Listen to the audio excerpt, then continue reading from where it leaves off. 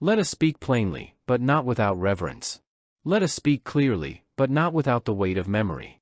Let us speak, because to remain silent in the face of misunderstanding is to betray the very essence of friendship, alliance, and the civil discourse that binds us.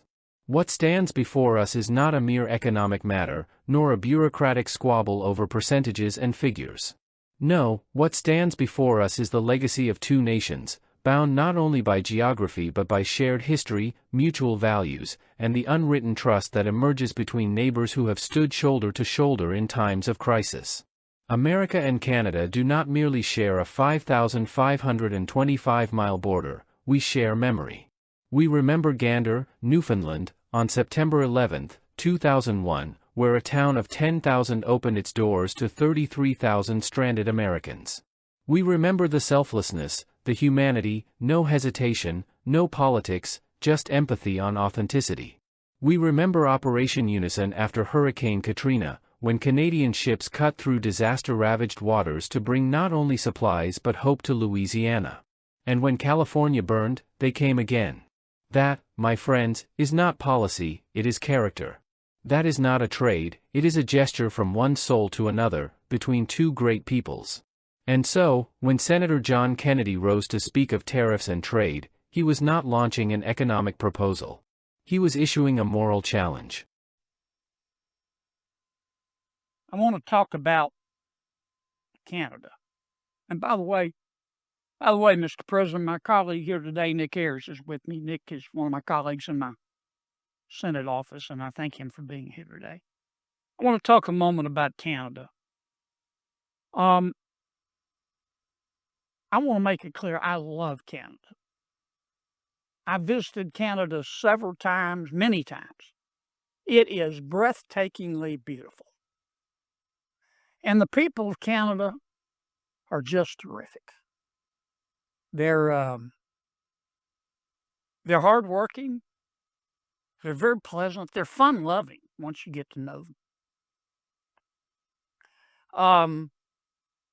The United States of America and Canada have been friends and allies for decades. We're neighbors. We share a 5,525-mile border. I'm proud of that. We share history. We share values. We maintain long-standing mutual security commitments. We're both members of NATO. Canada and America are members of the binational North American Aerospace Defense Command. You probably know that as NORAD. It's more than just security commitments, though. It's more than just business. We're friends. And I'm proud of that. I remember on 9/11, who will ever be able to forget 9/11? U.S. airspace was shut down. The people of Canada stepped right up to the plate. They immediately implemented Operation Yellow Ribbon. They opened their airports. The Canadians opened their homes. The Canadians opened their hearts to 33,000 Americans who were stranded. There's a little town in Newfoundland called Gander. I remember this too. Gander has 10,000 people, but they welcomed thousands of American passengers. They fed them. They sheltered them. They comforted our American citizens. They gave them a little bit of peace at a scary time for America and the world. There was no hesitation by the people of Canada. It was only humanity. I'll never forget that. I remember after Hurricane Katrina, which hit my state, it destroyed southeast Louisiana. New Orleans, yes, but many other parts of my state as well, and Mississippi. Canada was the very first country And the people of Canada were the very first people to send disaster relief.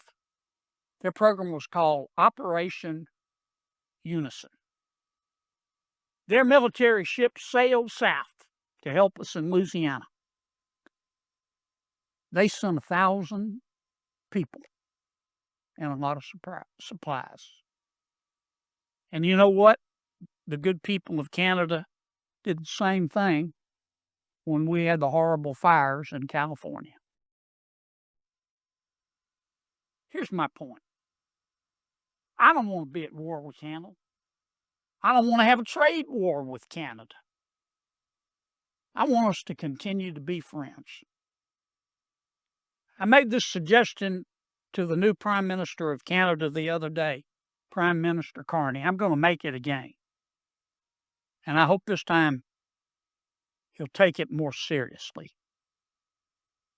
Remember, if you want to be taken seriously, you have to act seriously. If you want respect, you have to act respectfully. Prime Minister Carney, you say that President Trump is not a fair trader. And I understand your point of view. I don't agree with you, but I understand your point of view. You've got to stand up for your people.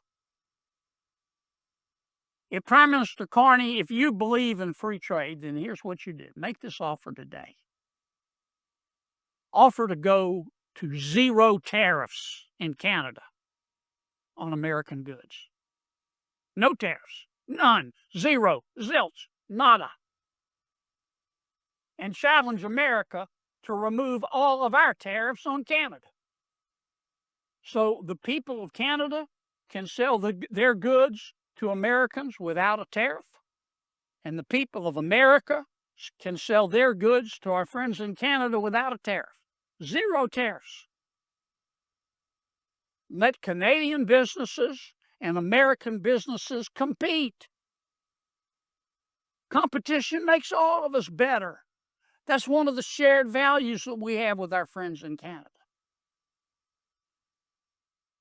Let American businesses and Canadian businesses go at it in a friendly, competitive way, and may the best price and the best product win. That's fair trade. That's free trade. And if Prime Minister Carney, if he wants fair trade and free trade, he will make that offer. And I don't speak for President Trump, but I'll certainly encourage President Trump to accept that offer, and I think he will. There's a way to stop this trade war. It's just to remove the tariffs on both sides. Remember what Mama Gump said? Stupid is as stupid does. Let's don't be stupid. Let's don't have a trade war. Let's continue to be friends. Let's get rid of these tariffs. I don't want to be at war with Canada. I don't want to have a trade war with Canada, he declared, not out of fear, but out of a deeply rooted respect for what history has made evident. Friendship is sacred, and economic disputes must never be allowed to corrode it. Kennedy's call to remove tariffs from both sides is not an abstract policy but a return to principle, a return to clarity, to honest dialogue, and to the foundational belief that free people thrive best when they are allowed to compete fairly. He extended a hand, not a demand, to Prime Minister Carney: eliminate all tariffs on American goods, and challenge America to do the same. Let our businesses compete, not our pride. Let the best product, the best price, the best principle win. This is the essence of constructive dialogue, the kind that moves us away from tit-for-tat reactivity and toward mutual transformation. Not just trade, but trust. Yet we must also acknowledge the complexity of human nature. Kennedy himself has previously likened tariffs to whiskey, beneficial in moderation, but risky in excess. This is not hypocrisy, it is self-reflection. It is the kind of psychological humility that recognizes different contexts require different measures. Trade, like temperament, must be judged not just on ideology but on outcomes. And in this particular case, the biological obligations of national interest and the cultural composition of long-standing North American cooperation demand that we move beyond protectionism. not out of naivety, but because truth, like freedom, emerges not from isolation, but from engagement. Now, to those who might criticize this vision as idealistic or strategically unsound, let us not dismiss the criticism, but instead engage it intellectually. Ask, what is the alternative? A protracted trade war? Economic retaliation between allies? Erosion of the very goodwill that has allowed us to thrive not just as partners, but as guardians of democratic values?